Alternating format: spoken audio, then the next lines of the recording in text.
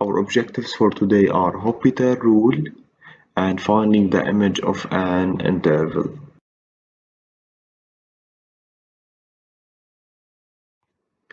First new idea, Hospital rule. Hospital rule is a method used to compute limits, especially when evaluating limits at infinity or at a specific point, provided certain conditions are met. This rule helps simplify expressions that initially gives an indeterminate form, such as 0 over 0 or infinity over infinity.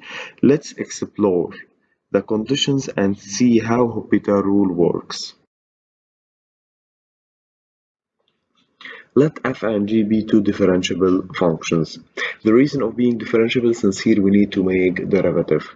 If the limit as x tends to a for f of x over g of x it's equal to 0 over 0 or infinity over infinity, then the limit as x tends to a for f of x over g of x it's equal to the limit as x tends to a for f prime of x over g prime of x using Hospital rule. And you must know that a in this case it can be number or it can be infinity.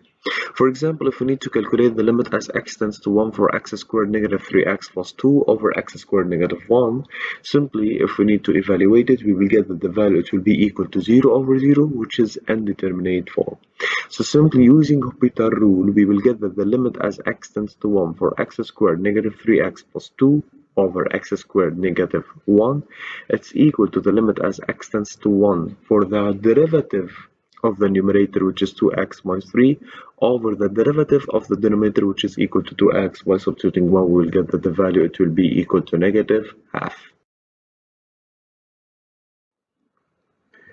The second new concept we will explore is determining the image of an interval under a function f.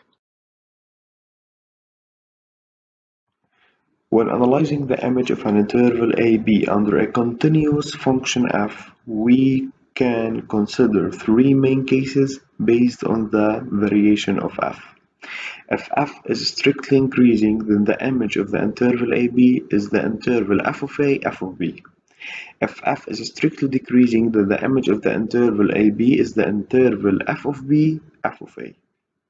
While if f is not monotonic on AB, then in this case we need to calculate small m and capital M, where the small m is simply the minimum of f on the interval AB, and the capital M it will be equal to the maximum of f in the interval AB. So the image of the interval AB it will be equal m, small m, capital M. So the key takeaway is that the continuity ensures that f will attain its extreme values on the closed interval AB, allowing to describe the image effectively in each case.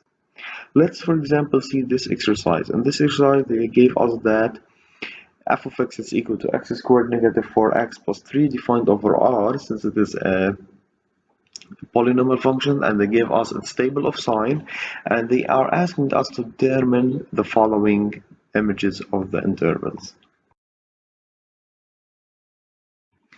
And here is the solution of the previous example.